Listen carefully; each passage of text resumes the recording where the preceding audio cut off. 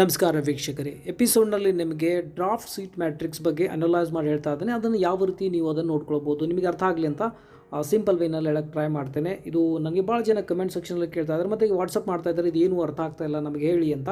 So ನಾನು ಪ್ರಯತ್ನ ಮಾಡ್ತೇನೆ ನಿಮಗೆ ಅರ್ಥ ಮಾಡಿಸೋದಕ್ಕಾಗಿ. ಸೊ ಮುಂದೋಕ್ಕಿಂತ ಮುಂಚೆ ಕೆಗೆ ಸಂಬಂಧಪಟ್ಟಾಗಿರ್ಬೋದು ಮತ್ತು PUCಗೆ ಸಂಬಂಧಪಟ್ಟ ಹಾಗೆ ನಿಮಗೆ ಇನ್ಫಾರ್ಮೇಷನ್ಗಾಗಿ ಮತ್ತು ಕ್ಲಾಸಸ್ಗಾಗಿ ನೀವು ನಮ್ಮ ಚಾನಲ್ಗೆ ಸಬ್ಸ್ಕ್ರೈಬ್ ಮಾಡ್ಬೋದು, ಹಾಗೂ ಬೆಲ್ ಬಟನ್ನ ಪ್ರೆಸ್ ಮಾಡಿ ಮುಂದೆ ಅಪ್ಲೋಡ್ ಮಾಡುವಂಥ ವೀಡಿಯೋಗಳ ನೋಟಿಫಿಕೇಷನ್ಗಾಗಿ. ಹಾಗೂ ಇನ್ಸ್ಟಾನಲ್ಲೂ ಸಹ ಫಾಲೋ ಮಾಡ್ಬೋದು. ಅದರ ಐಡಿ ನಾನು ನಿಮಗೆ ಸ್ಕ್ರೀನ್ ಮೇಲೆ ತೋರಿಸ್ತಾ ಇದ್ದೇನೆ. ಸೊ ಮೊದಲು ನೋಡೋಣ. ನೋಡಿ, ಕರ್ನಾಟಕದಲ್ಲಿರುವಂತಹ ಇಂಜಿನಿಯರಿಂಗ್ ಕಾಲೇಜಸ್ ಅಂದರೆ ಪ್ರೈವೇಟ್ ಆಗಿರ್ಬೋದು, ಏಡೆಡ್ ಆಗಿರ್ಬೋದು, ಮತ್ತು ಗೌರ್ಮೆಂಟ್ ಆಗಿರ್ಬೋದು, ಯೂನಿವರ್ಸಿಟೀಸ್ ಆಗಿರ್ಬೋದು, ಇಲ್ಲಿರುವಂತಹ ಇಂಜಿನಿಯರಿಂಗ್ ಕೋರ್ಸಸ್ ಆಗಿರ್ಬೋದು, ಅದರಲ್ಲಿ ಮತ್ತು ಆರ್ಕಿಟೆಕ್ಚರ್ ಕೋರ್ಸ್ಗೆ ಸಂಬಂಧಪಟ್ಟ ಹಾಗೆ ಇಲ್ಲಿ ಸೀಟ್ ಮ್ಯಾಟ್ರಿಕ್ಸ್ ಅಂದರೆ ಡ್ರಾಫ್ಟ್ ಸೀಟ್ ಮ್ಯಾಟ್ರಿಕ್ಸ್ ಆಗಿರುತ್ತೆ. ಇದು AICT ಬಿಟ್ಟಿರುವಂಥದ್ದು. ಇದರ ಬಗ್ಗೆ ನೋಡೋಣ ಬನ್ನಿ.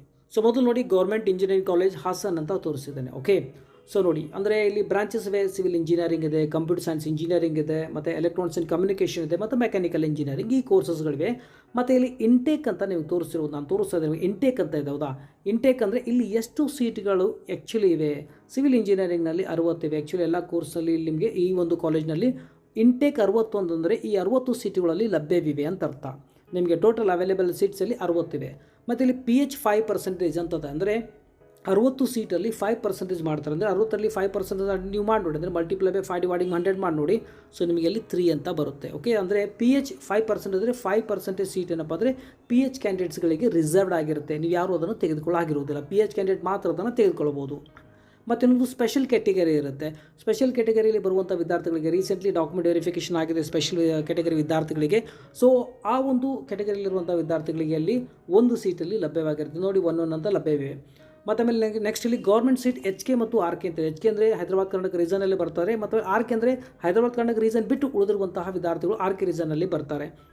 HK ಬಗ್ಗೆ ಮಾತಾಡ್ತಾ ಇದ್ದೀನಿ. ಒಂದು ವೇಳೆ HK ಒಂದು ರೀಸನ್ನಲ್ಲಿ ಬರುವಂಥ ಇಂಜಿನಿಯರಿಂಗ್ ಕಾಲೇಜ್ ಇದ್ದರೆ 70% ರಿಸರ್ವ್ಡ್ ಇರುತ್ತೆ HKನಲ್ಲಿ ಇರುವಂಥ ವಿದ್ಯಾರ್ಥಿಗಳಿಗೆ.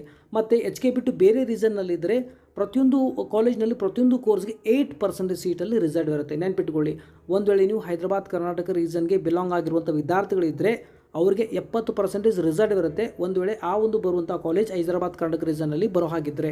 ಸೊ ಮತ್ತೆ ಒಂದು ವೇಳೆ ನೀವು ಬೇರೆ ಹೈದರಾಬಾದ್ ಅಂದರೆ HK ರೀಸನ್ ಬಿಟ್ಟು ಬೇರೆ ರೀಸನ್ ಆಗಿರ್ಬೋದು. ಫಾರ್ ಎಕ್ಸಾಂಪಲ್ ಇಲ್ಲಿ ತೋರಿಸ್ತಾ ಇದೆ ನಿಮಗೆ ಹಾಸನ್ನಲ್ಲಿ HK ರೀಸನ್ನಲ್ಲಿ ಬರೋದಿಲ್ಲ. ಅಂತಲ್ಲಿ ಏನಾಗುತ್ತೆ, 8% ಸೀಟ್ಸಲ್ಲಿ ರಿಸರ್ವ್ ಆಗಿರುತ್ತೆ HK ರೀಸನ್ ಅಂತ ವಿದ್ಯಾರ್ಥಿಗಳಿಗೆ.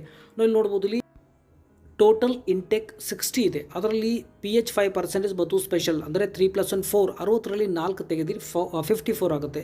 ಆ ಉಳಿದಿರುವಂಥ 54 ಸೀಟಲ್ಲಿ ಏನಾಗುತ್ತೆ ಅಂದರೆ 70% ಅಂದರೆ 8% ಆ್ಯಕ್ಚುಲಿ HK ರೀಸನ್ನಲ್ಲಿ ಬರೋದಿಲ್ಲ ಅದು ಹಾಸನ್. ಸೊ ಹಾಗಾಗಿ ಏನಾಗುತ್ತೆ ಅಂದರೆ ಇಲ್ಲಿ ಅದರ 8%ನ ಚೆಕ್ ಮಾಡಿ ನೋಡಿ, ನಿಮಗೆ ಅಪ್ರಾಕ್ಸಿಮೇಟ್ಲಿ ನಿಮಗೆ 5 ಆಗುತ್ತೆ. 4.8 ಸಮಥಿಂಗ್ ಆಗುತ್ತೆ 5 ಸೀಟ್ಸ್ನಲ್ಲಿ ಅಂತ ಬರಿಬೋದು. 5 ಸೀಟ್ಸಲ್ಲಿ ಇರುತ್ತೆ HK ರೀಸನ್ನಲ್ಲಿ ಇರುವಂಥ ವಿದ್ಯಾರ್ಥಿಗಳಿಗೆ. ಅಂದರೆ HK ನಿಮಗೆ ಸರ್ಟಿಫಿಕೇಟ್ನ ಪ್ರೊವೈಡ್ ಮಾಡಿದ್ರೆ ಸಿವಿಲ್ ಇಂಜಿನಿಯರಿಂಗ್ ತೆಗೆದುಕೊಳ್ಬೇಕಂದ್ರೆ ನಿಮಗೆ 5 ಸೀಟ್ಸಲ್ಲಿ ರಿಸರ್ವ್ಡ್ ಇರುತ್ತೆ.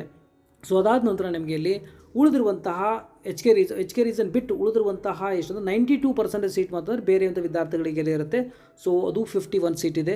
ಒಂದು ವೇಳೆ ನೀವು ಆ್ಯಡ್ ಮಾಡಿದ್ರೆ ಟೋಟಲ್ ಅಂತಾರೆ 51 + 5 56 ಆಗುತ್ತೆ. ನೀವು ನೋಡ್ಬೋದು 3+1 ಯಾಕೆ ಆ್ಯಡ್ ಮಾಡಿಲ್ಲ ಅಂದರೆ ಅದು ಟೋಟಲಿ PH ಕ್ಯಾಂಡಿಡೇಟ್ಗಳಿಗೆ ಮತ್ತು ಸ್ಪೆಷಲ್ ಕ್ಯಾಟಗರಿ ವಿದ್ಯಾರ್ಥಿಗಳಿಗೆ ರಿಸಲ್ಟ್ ಇರೋದ್ರಿಂದ ಅದನ್ನು ಇಲ್ಲಿ ಕನ್ಸಿಡರ್ ಮಾಡೋದಿಲ್ಲ. ಅಂದರೆ ಟೋಟಲ್ ಆಗಿ 56 ಇರುತ್ತೆ.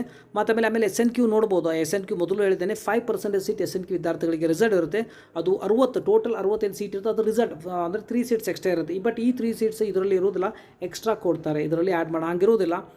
ಓಕೆ, ಒಂದು ವೇಳೆ 100 ಇದ್ದರೆ ನಿಮಗೆ ಇಲ್ಲಿ 5 ಸೀಟಲ್ಲಿ ಸಿಗುತ್ತೆ. 60 ಇದರಲ್ಲಿ ನಿಮಗೆ 3 ಸೀಟ್ ಸಿಗುತ್ತೆ. ಈ ರೀತಿ ನಿಮಗೆ SNQ ಕೊಟ್ಟದಲ್ಲಿ ಇದೊಂದು ಎಕ್ಸ್ಟ್ರಾ ಸೀಟ್ ಆಗುತ್ತೆ. ಇದರಲ್ಲಿ ಎನ್ರೋಲ್ಮೆಂಟ್ ಅಂದರೆ ಎಡಿಷನಲ್ ಸೀಟ್ ಆಗಿರುತ್ತೆ. ಓಕೆ, 60ರಲ್ಲಿ ನೀವು ಅಲ್ಲಿ ಆ್ಯಡ್ ಮಾಡೋಂಗಿರೋದಿಲ್ಲ, ಸಪ್ರೇಟ್ ಸೀಟ್ ಇರುತ್ತೆ. ಸೊ ಅರ್ಥ ಆಯ್ತು ಅಂತ ಗೊತ್ತಾಗ್ತೀನಿ. ಇಂಟೇಕ್ ಅಂತ ಎಲ್ಲೆಲ್ಲಿ ವರ್ಡ್ ಯೂಸ್ ಆಗುತ್ತೆ ಅಂದರೆ ಆ ಕಾಲೇಜ್ನಲ್ಲಿ ಅಂದರೆ ಆ ಕೋರ್ಸ್ಗೆ ಸಂಬಂಧಪಟ್ಟಾಗ ಎಷ್ಟು ಸೀಟ್ಗಳು ಲಭ್ಯವಿವೆ.